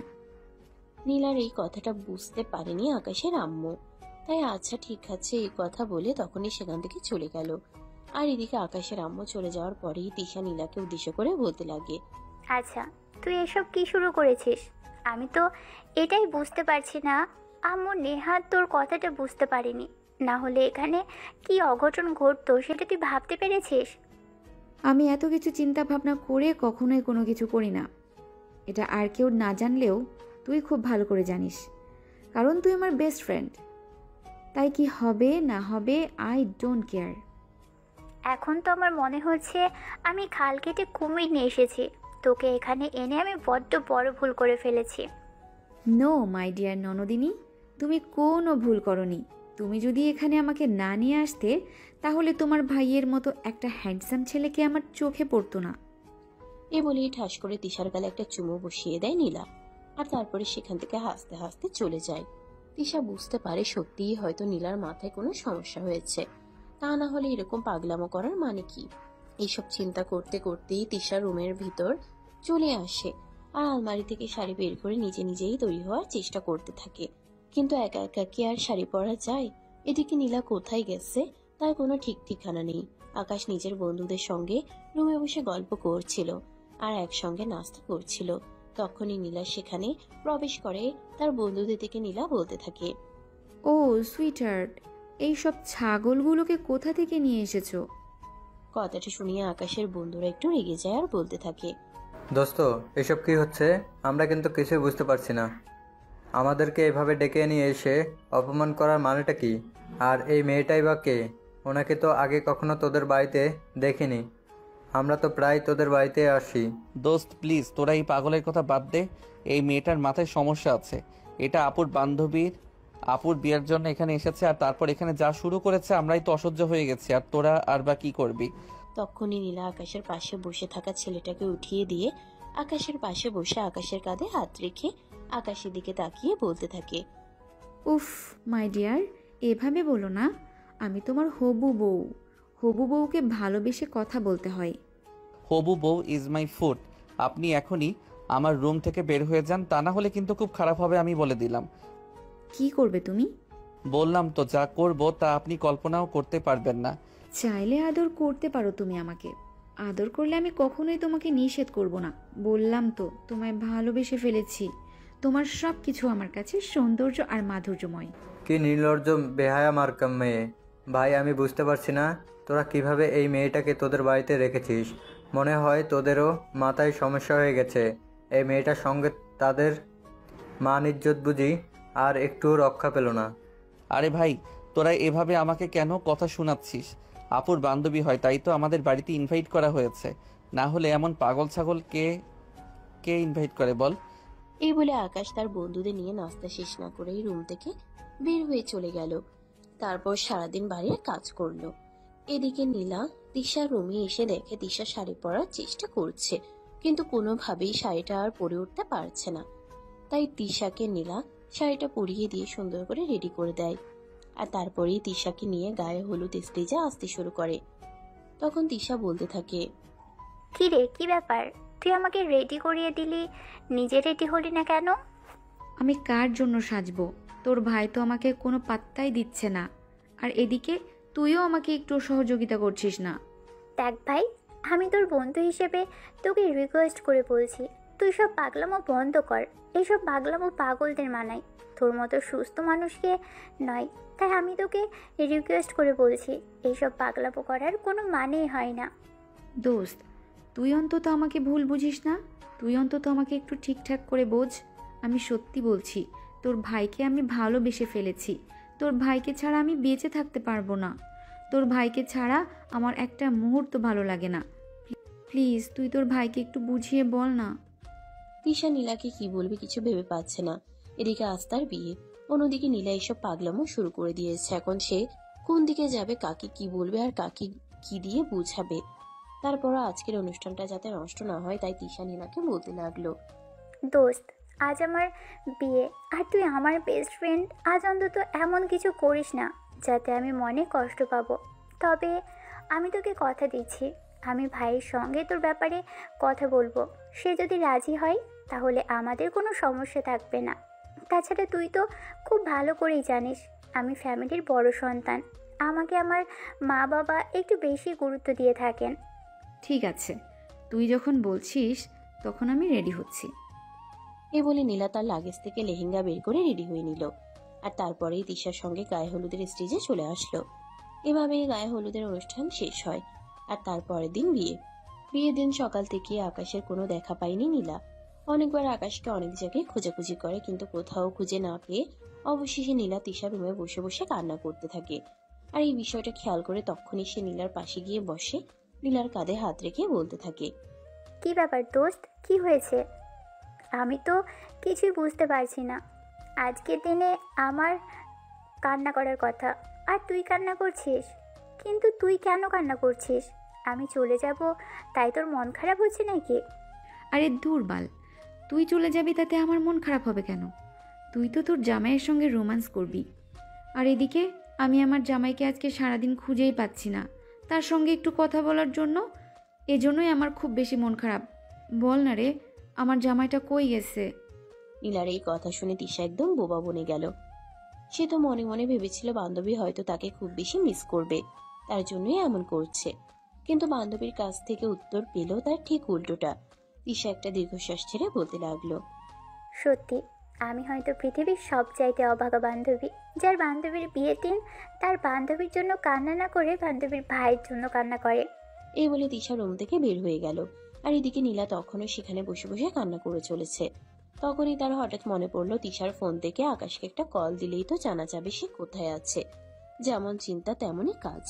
আকাশের নাম্বারে তিশার ফোন থেকে ফোন দিলেও 2 বার রিং হওয়ার পরে আকাশ ফোনটা রিসিভ করলো আর বলতে লাগলো, কি ব্যাপার আপু, কি হয়েছে? তুই আমাকে ফোন দিচ্ছিস কেন? নীলা তখন আকাশকে কিছু বলতে না দিয়ে বলতে লাগলো, কই তুই কোথায় আছিস? এই তো বাগানে একটু কাজ করছিলাম। কেন, তোর কিছু লাগবে নাকি? লাগলে বল, আমি পাঠিয়ে দিচ্ছি। কিন্তু ততক্ষণে নীলা ফোনটা কেটে দিল আর রুম থেকে বের হয়ে বাড়ির পিছনের বাগানে চলে গেল। সেখানে গিয়ে দেখতে পেল আকাশ তার বন্ধুদের নিয়ে কিছু একটা করছে। তখনই আকাশের কাছে গিয়ে দাঁড়ালো আর বলতে লাগলো, আমি সে কখন থেকে তোমাকে খুঁজছি, আর তুমি এখানে এসে বসে আছো। আরে আপনি এখানে কি করছেন? আর আপনি জানলেন কি করে আমি এখানে আছি? তুমি তো বড় ভুলো মনের মানুষ। একটু আগে কি হয়েছে এটা এখনই ভুলে গেছো? আমি তোমাকে ফোন করেছিলাম তুমি কোথায় আছো সেটা জানার জন্য। আমার মন তোমাকে খুঁজতেছিল, কিন্তু তোমাকে কোথাও খুঁজে পাচ্ছিলাম না, তাই তো বাধ্য হয়ে একটু ছলনার আশ্রয় নিতে হলো। আকাশের বন্ধুরা সবাই নীলার এমন কথা শুনে হাসতে হাসতে মাটিতে লুটোপুটি খাচ্ছিল আর বলতে লাগলো, দোস্ত, আমরা মনে হয় একটু ভুল করে ফেলেছি, কারণ তোর জন্য সিনিয়র গার্লফ্রেন্ড জুটে আর আমাদের জন্য একটা জুনিয়র গার্লফ্রেন্ডও জোটে না। দেখ ভাই, একদম মজা করিস না, এটা মজা করার বিষয় না। আমি এই ফাজিল মেয়েটাকে কত করে বলছি এসব ফাইজলামো বন্ধ করতে, কিন্তু এই ফাজিল মেয়েটা আমার কোনো কথাই শুনছে না। এই নিয়ে কম হলেও আমার থেকে 3 বছরের বড় হবে, কারণ আপুর ক্লাসমেট আপু আমার যেতে 3 বছরের বড়, তার সঙ্গে কি আমার যায়? দেখো, কার সঙ্গে কাকে যায় আর কার সঙ্গে কাকে মানাই সেই সব কিছু চিন্তা করার মতো সময় ইচ্ছা কোনোটাই আমার নেই। তোমাকে আমার ভালো লাগে, তোমাকে আমি ভালোবাসি, তোমাকে আমি বিয়ে করব, সেটা আজ না হোক কাল। আকাশ তখন কিছুটা রেগে গিয়ে নীলাকে ধমক দিয়ে বলতে থাকে, আপনার ফালতু কথা বন্ধ হলে দয়া করে এখান থেকে যেতে পারেন। এখানে আমি আর আমার বন্ধুরা কাজ করছি, এখানে কোনো কাজ করছি না যে আপনি এসে অকাজের মধ্যে বাম হাত ঢুকিয়ে দিচ্ছেন। তুমি চাইলে আমি আমার ডান হাতে দিতে পারি, তাতেও আমার কোনো আপত্তি নেই। তোমাকে না দেখলে আমার বড্ড মন খারাপ লাগে। নীলা এসব কথা শুনে আকাশের ইচ্ছা হচ্ছিল যেন নিজের মাথা নিজেই ফাটিয়ে ফেলে। নীলা আর এসব কথা সে আর নিতে পারছিল না। সে অনেকটা রেগে গিয়ে নীলাকে বলতে থাকে, আপনি এখান থেকে যাবেন, তা না হলে কিন্তু আমি নিজের মাথা নিজেই কুড়াল দিয়ে বাড়ি মেরে ফাটিয়ে ফেলবো বলে দিলাম। আমার কিন্তু আপনার এসব ফাইজলামো মার্কার কথাবার্তা আর ভালো লাগছে না। এমনিতেই আজ আমার বোনের বিয়ে হয়ে যাবে, যে আমাদের ছেড়ে অনেক দূরে চলে যাবে, এটাই সহ্য করতে পারছি না। আর এখানে আপনি ফাইজলামো মার্কার কথাবার্তা শুরু করে দিয়েছেন। নীলা তখন বুঝতে পারে আসলেই তো একটা বোন সংসার ছেড়ে চলে যাওয়া একটা ছোট ভাইয়ের জন্য এটা খুবই বেদনাজনক। তাই সে আর কোনো কথা না বলে সেখান থেকে চলে যায়। আর এভাবেই তিশার বিয়ের কাজ সম্পন্ন হয়ে যায়। এর পরের দিন নীলা নিজের বাড়িতে চলে আসে। সে নিজের ইচ্ছে আসতে চায়নি। তার বাবা ড্রাইভারকে দিয়ে গাড়ি পাঠায় নীলাকে নিয়ে আসার জন্য। তাদের ফ্যামিলির একমাত্র সন্তান বাবা মায়ের ভালো লাগছিল না সন্তানকে এতদিন ধরে রাখতে। আর এদিকে নীলার মনে চাইছিল না বাড়িতে চলে আসতে। তাই তো সে বাড়িতে আসা মাত্রই ড্রয়িং রুমে দাঁড়িয়ে চিৎকার করে বলতে থাকে, কি ব্যাপার, কি সমস্যা তোমাদের? আমি তো কিছুই বুঝতে পারছি না। বান্ধবীর বাড়ি গেলাম বান্ধবীর বিয়ের দাওয়াতে, আর সেখানেও তোমরা আমাকে শান্তিতে থাকতে দিলে না। মা, তুই এভাবে কেন বলছিস? তুই আমাদের একমাত্র সন্তান, তোকে ছাড়া আমরা থাকতে পারি নাকি? তোর জন্য মনটা ভীষণ কাঁদছিল, তাই ড্রাইভারকে পাঠালাম তোকে নিয়ে আসার জন্য। তাছাড়া বিয়ে তো শেষ হয়ে গেছে, এখানে সেখানে থেকে লাভ কি? আমি তোমাদেরকে লাভ লসের হিসাব বোঝাতে পারবো না, কিন্তু আমি লাভ ছাড়া সেখানে পড়ে থাকিনি। যাই হোক, বাদ দাও। আব্বু, তোমাকে আমি একটা কথা বলতে চাই। নীলার বাবা তখন নীলার কথার কোনো উত্তর না দিয়ে চুপচাপ বসে থাকেন। এটা দেখে নীলা কিছুটা রেগে যায় আর বলতে থাকে। তখনই রান্নাঘর থেকে ড্রয়িং রুমে আস্তে আস্তে নীলার আম্মু একই কথা বলতে থাকে। কি ব্যাপার আব্বু, আমি তোমাকে কিছু বললাম, কিন্তু তুমি আমার কথার কোনো উত্তর না দিয়ে চুপচাপ বসে আছো কেন? তোমার কি আমার সঙ্গে কথা বলতে ভালো লাগে না নাকি? এভাবে কেন কথা বলছিস বলতো? তুই এই কয়দিনে দেখছি অনেক বেশি বদলে গিয়েছিস। তোর কি হয়েছে হঠাৎ করে বলতো শুনি। হ্যাঁ নীলা, তোমার বাবা একদম ঠিক কথাই বলেছে। তুমি এই কয়দিনে একদম বদলে গেছো। তুমি তো কখনই এরকম ছিলে না। তুমি আমাদের ছাড়া একটা দিনও থাকতে চাইতে না। আমাদের একটু অসুবিধা হয়েছিল, সেই জন্যই তোমাকে তোমার বান্ধবীর বিয়েতে একা একা পাঠালাম। আর ওখান থেকে এসে তুমি এতটাই বদলে গেলে।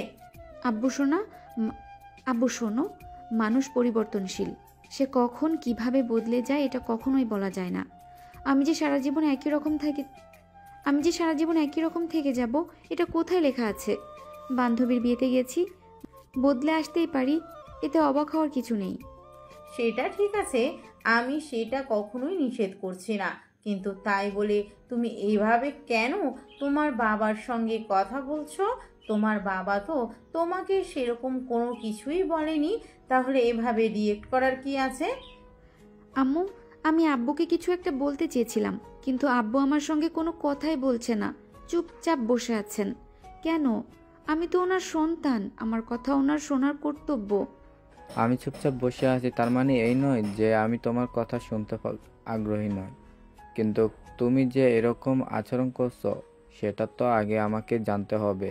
আমি তোমাকে কিছু জিজ্ঞাসা করেছি, কিন্তু তুমি আমার কথার কোনো উত্তর না দিয়ে উল্টাপাল্টা প্রশ্ন করছো, এটা কেন?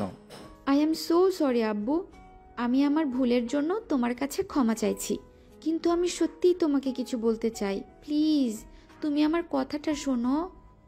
আচ্ছা ঠিক আছে, কি বলবে বলো, আমি তোমার কথা শুননি। তখনই নীলা তার বাবার অনুমতি পেয়ে তার বাবাকে সবকিছু খুলে বলে।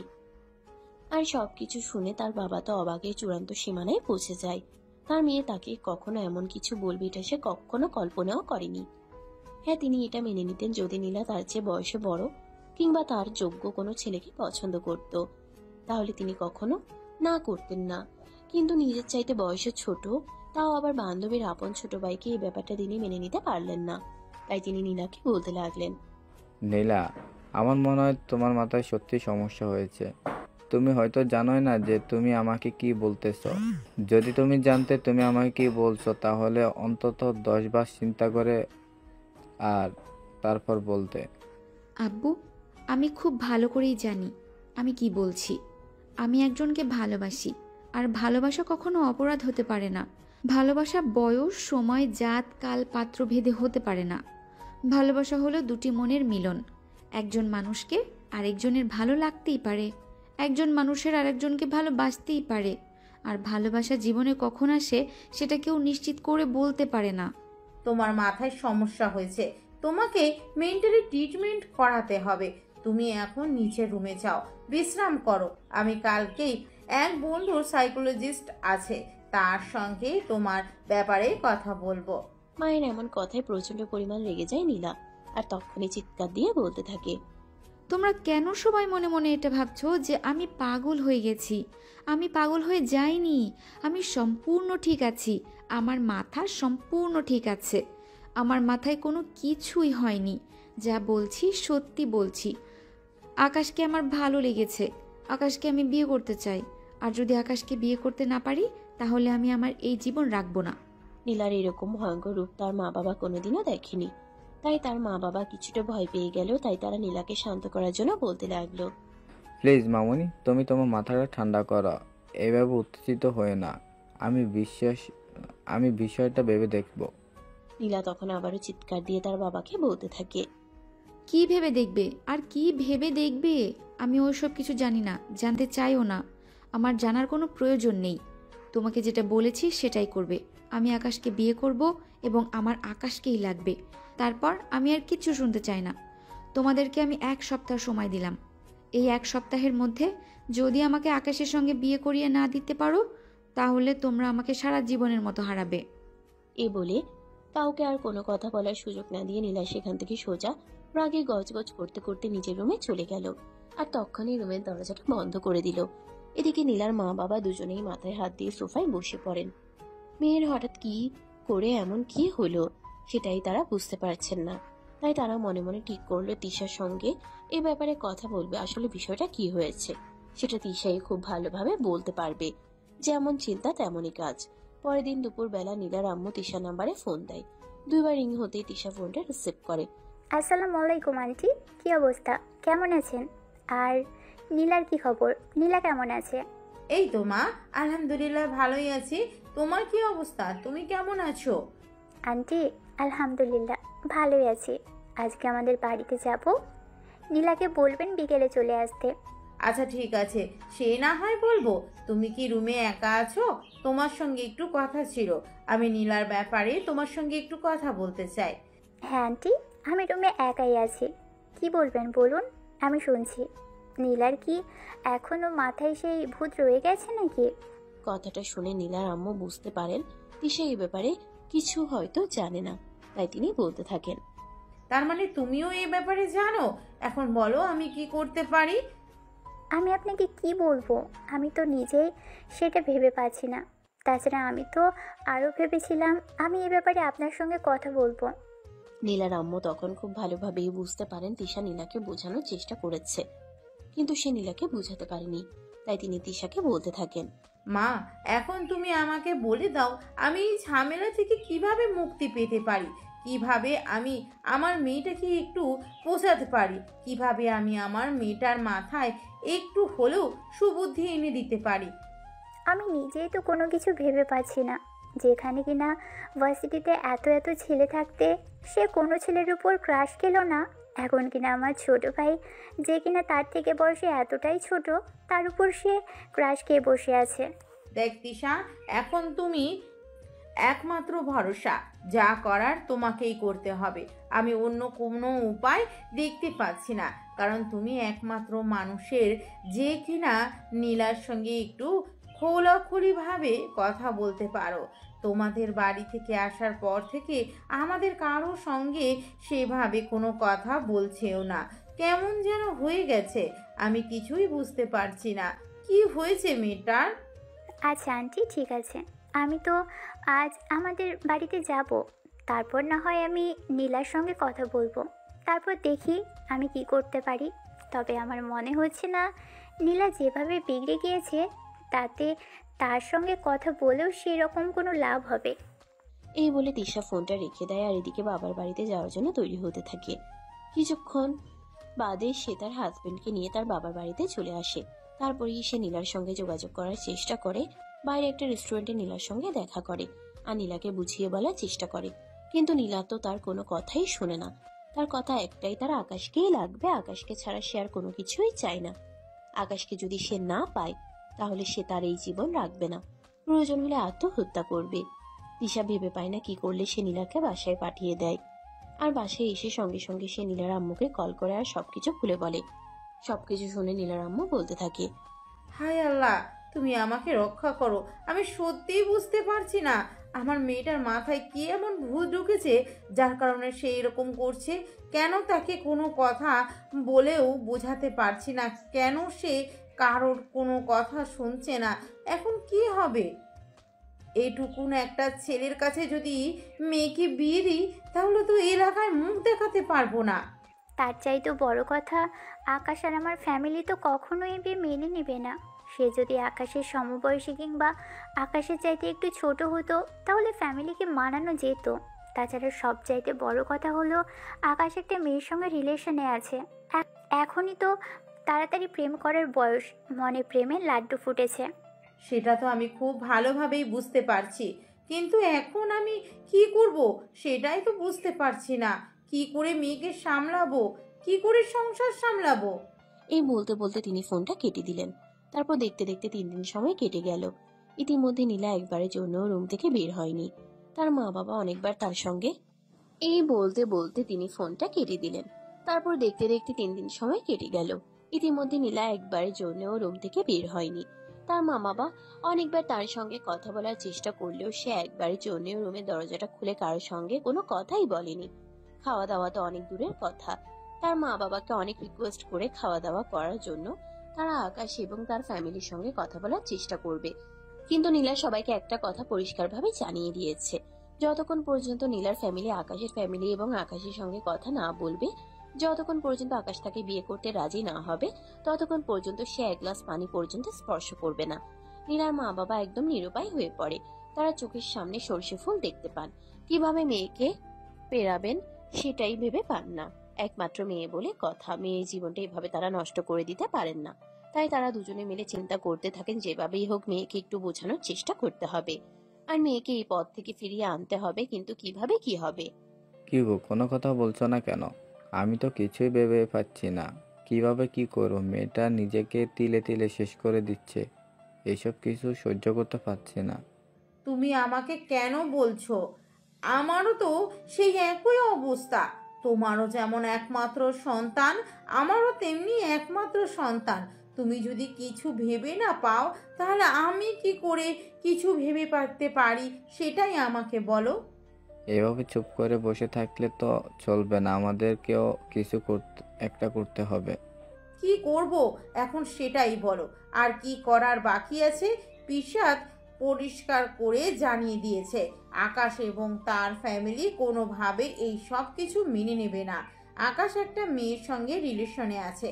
যদি আকাশ এবং তার ফ্যামিলি এই ব্যাপারটা মেনে নিত তাহলে না হয় আমরা তাদের সঙ্গে এই ব্যাপারে কথা বলতে পারতাম, কিন্তু যেখানে তারা এসব কিছু মেনেই নেবে না সেখানে কথা বলতে চাওয়া মানে তো নিজেদেরকে অসম্মানিত করা। ড্রয়িং রুমের সোফায় বসে বসে কান্না করতে থাকে। একমাত্র মেয়ের কষ্ট এভাবে সহ্য করতে পারছেন না। আবার যদি মেয়েকে তার শখের মানুষকে এনে না দেন তাহলে তো মেয়ে বলেই বসে আছে যে সে আত্মহত্যা করবে। একমাত্র মেয়ে যদি মা বাবাকে ছেড়ে চলে যায় তাহলে মা বাবার মনের অবস্থা কেমন হবে সেটাই তারা ভাবতে পারছেন না। তাছাড়া তাদের বয়স হয়ে এসেছে, এখন তাদের দেখাশোনাই বা কে করবে। তখনই নীলার বাবা বলতে থাকেন, দেখো, আমাদেরকে এভাবে চুপ করে বসে থাকলে চলবে না। যা করার আমাদেরকে করতে হবে। আমরা আমাদের চোখের সামনে নিজের মেয়েকে এভাবে শেষ করতে দিতে পারি না। আমরা আকাশের ফ্যামিলির সঙ্গে কথা বলবো, প্রয়োজন হলে তাদেরকে রিকোয়েস্ট করব। কি বলছো তুমি? আমরা মেয়ের মা বাবা, আমাদের তো একটা ছেলের ফ্যামিলিতে বিয়ের প্রস্তাব নিয়ে যাওয়াটাই কতটা লজ্জাজনক, আর সেখানে আমরা রিকোয়েস্ট করব? দেখো, মান সম্মানের কথা চিন্তা করলে এখন আমাদের চলবে না। আমাদের মেয়েকে আগে বাঁচাতে হবে, তারপর অন্য কিছু চিন্তা করতে হবে। আমাদের কাছে আমাদের মেয়ে সবার আগে, তারপর হচ্ছে পৃথিবীর বাকি সব কিছু। আচ্ছা ঠিক আছে, তাহলে তাই চলো। তবে যদি তারা রাজি না হয় তাহলে কি হবে? আমি তো সেটাই ভেবে পাচ্ছি না। এই বলে নীলার আব্বু আম্মু দুজনে রেডি হয়ে আকাশের বাড়িতে চলে আসেন। আকাশের মা বাবা দুজনে সেদিন বাড়িতে ছিল। বাড়ির সামনে দাঁড়িয়ে কলিং বেল চাপ দিতেই তিশা এসে দরজা খুলে দেয়। তিশা নীলার মা বাবাকে দেখা মাত্রই সালাম দেয় এবং কুশল বিনিময় করে। আসসালামু আলাইকুম আন্টি আঙ্কেল, কেমন আছেন আপনারা? ওয়ালাইকুম আসসালাম। এই তো আলহামদুলিল্লাহ, আল্লাহর অশেষ রহমতে আমরা ভালোই আছি, কিন্তু নীলা ভালো নেই। আন্টি ভিতরে এসে বসুন, তারপর আমরা কথা বলি। এই বলে তিশা নীলার মা বাবা দুজনকে ড্রয়িং রুমে এনে বসতে দিল, আর তারপরে বলতে থাকে, দেখুন আন্টি, কি বলবো সেটাই তো ভেবে পাচ্ছি না। তার সঙ্গে আমি অনেকবার কথা বলার চেষ্টা করেছি, অনেকবার নীলাকে ফোন করেছি, কিন্তু সে আমার ফোনটা তুলছে না। অনেকবার মেসেজ করেছি, কিন্তু কোনো মেসেজের রিপ্লাইও করছে না। দেখো মা, আমার মেয়েটা এক কথার মানে, সে তখন যেটা বলে তখন সেটাই করে, তারপর আর পৃথিবীর কারো কোনো কথাই শোনা। এটা তো তুমি অন্তত জানো, কারণ তুমি তার বেস্ট ফ্রেন্ড। হ্যাঁ আঙ্কেল, এটা তো আমি খুব ভালো করেই জানি। নীলা মুখ দিয়ে যখন যেটা বলে তখন সেটাই করে। তাছাড়া আপনারা তো তাকে এভাবেই বড় করেছেন, তাকে কখনো কোনো কিছুর অভাব বুঝতে দেননি। হ্যাঁ মা, এখন তো সেটাই বুঝতে পারছি যে আমরা মেয়েকে সবকিছু তার মুখের উপরে এনে দিয়ে এটাই জীবনে সবচাইতে বড় ভুল করে ফেলেছি। যদি মেয়েকে অভাব জিনিসটা বোঝাতাম তাহলে হয়তো আসে এমন কিছু বায়না করতো না যেটা আমরা তাকে এনে দিতে পারবো না। তিশা, এসব কথা বাদ দাও। আমরা তোমার আব্বু আম্মু আর আকাশের সঙ্গে কথা বলতে এসেছি। তিশা ভেবে পায় না নিজের ছোট ভাই আর আব্বু আম্মুকে কিভাবে এই কথাটা বলবে, কিন্তু না বলে কোনো উপায় নেই। তাই সে আকাশের আব্বু আম্মুকে ড্রয়িং রুমে বসিয়ে দিয়ে উপরে চলে গেল। তারপর আব্বু আম্মুকে গিয়ে বলল নীলার আব্বু আম্মুর ব্যাপারে। কিছুক্ষণের মধ্যেই তিশার আব্বু আম্মু ড্রয়িং রুমে চলে আসেন। তারা ড্রয়িং রুমে বসে গল্প গুজব করেন। এদিকে তাদের জন্য চা নাস্তা নিয়ে এসেছে। চা নাস্তা খেতে খেতে একেবারে কথার প্রসঙ্গে নীলার আব্বু আকাশের আব্বুকে সবকিছু খুলে বলেন। নীলার আব্বুর কথা শুনে আকাশের আব্বু স্তব্ধ হয়ে বসে থাকেন। তিনি কি বলবেন কিছুই ভেবে পাচ্ছেন না। একে তো তাদের পারিবারিক সম্পর্ক অনেক দিনের। নীলার আব্বু আর আকাশের আব্বু অনেক আগে থেকেই পরিচিত, যদিও তাদের পারিবারিক ভাবে সেভাবে আসা যাওয়া ছিল না। তিনি একদম চুপ হয়ে বসে থাকেন, কোনো কথাই বললেন না। তখনই নীলার আব্বু ওনার হাত দুটো ধরে ফেলেন আর বলতে থাকেন, দেখুন ভাইজান, আমি আপনার হাত দুটো ধরে রিকোয়েস্ট করে বলছি, প্লিজ আপনি আমাকে ফিরিয়ে দিবেন না। আমার মেয়েটার জীবন মরণের কথা। জানি আমি ভুল করেছি, মেয়েকে সব কিছু পাইয়ে দিয়ে আমার মেয়েকে অভাব জিনিসটা বোঝানো উচিত ছিল, কিন্তু এখন কি করব বলেন? একমাত্র মেয়ে বলে কথা, তার এসব কষ্ট আমি আর সহ্য করতে পারছি না। প্লিজ আপনি কিছু একটা করুন। আমি কি করব সেটাই তো ভেবে পাচ্ছি না। দাঁড়ান, আমি আকাশকে ডেকে নিয়ে আসি। ও কি বলে সেটা আগে শুনি। ও যদি বিয়ে করতে চায় তাহলে আমাদের আপত্তি নেই। এই বলে তিনি তিশাকে পাঠিয়ে দেন আকাশকে ডেকে নিয়ে আসার জন্য। তিশা রুমে গিয়ে তাকে আকাশ বিছানার উপর শুয়ে শুয়ে তার গার্লফ্রেন্ডের সঙ্গে মোবাইলে কথা বলছে। তখনই তিশা দরজায় নক করে আর বলতে থাকে, আকাশ কি করছিস? তোকে আব্বু ডাকছে।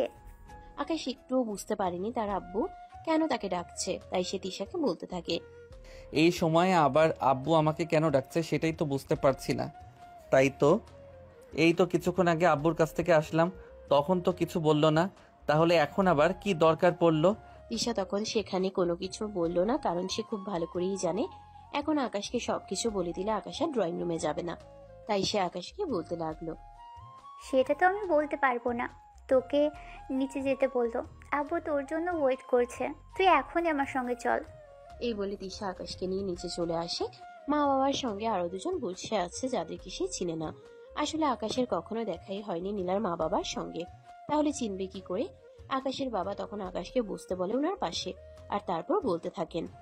আকাশের বাবা যখন আকাশকে সবকিছু খুলে বলেন, আর এই কথা শুনে আকাশ লাফ দিয়ে সোফা থেকে উঠে দাঁড়ায়, আর তারপর বলতে থাকে, দেখো, তোমাকে এখানে ডেকে নিয়ে আসার পিছনে একটা কারণ আছে। তুমি নিশ্চয়ই সেটা জানো। আমি তো কিছুই বুঝতে পারছি না, কি কারণ আছে একটু খুলে বলো, আমি শুনছি। তোমাদের সবারই দেখছি ওই মেয়েটার মতো মাথা খারাপ হয়ে গেছে। কি সব ফালতু কথাবার্তা বলছো, সেটা কি আদৌ তোমরা জানো? আমি এই মেয়েটাকে কোনো দিনও বিয়ে করব না, আর কোনোভাবেও না। আর কেনই বা এই মেয়েটাকে আমি বিয়ে করতে যাব? কি আছে এমন ওই মেয়েটার মধ্যে যেটা অন্য কোনো মেয়ের মধ্যে নেই? সে আমার থেকে বয়সে বড়, তাছাড়া সে আমার বড় বোনের বান্ধবী। তাকে আমি কখনোই বিয়ে করতে পারবো না, তাকে আমি আমার নিজের বড় বোনের মতোই মনে করি। তখনই নীলার বাবা সেখান থেকে উঠে এসে আকাশের হাত দুটো ধরে বলতে থাকে, বাবা, আমি তোমার হাত দুটো ধরে তোমাকে রিকোয়েস্ট করছি, প্লিজ তুমি আমার মেয়েকে বাঁচাও। আমার মেয়ে তোমাকে ছাড়া বাঁচবে না। সে আজ 3 দিন ধরে রুমের ভিতর দরজা বন্ধ করে আছে, কারোর সঙ্গে কোনো কথা বলছে না, রুমের দরজা খুলছে না, খাবার খাইছে না। প্লিজ তোমাকে আমার রিকোয়েস্ট করে বলছে, তুমি আমাদের মেয়েকে বাঁচাও। তখনই আকাশের বাবাও আকাশকে অনেক অনুনয় বিনয় করে বলতে থাকেন আকাশ যেন নীলাকে বিয়ে করতে রাজি হয়ে যায়। আকাশ বুঝতেই পারছে না সবাই কেন তাকে এভাবে নীলাকে বিয়ে করার জন্য এত রিকোয়েস্ট করছে, যেখানে মেয়েটা তার চাইতে বয়সে বড়, তার উপর আবার তার বড় বোনের বান্ধবী।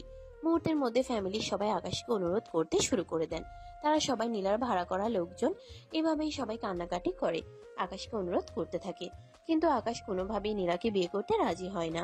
এক পর্যায়ে তো আকাশের আব্বু আকাশকে বলেই ফেলে, দেখো, আমরা এতগুলো মানুষ তোমাকে রিজেক্ট করছি বলে কি তুমি নিজেকে খুব বড় কিছু মনে করছো?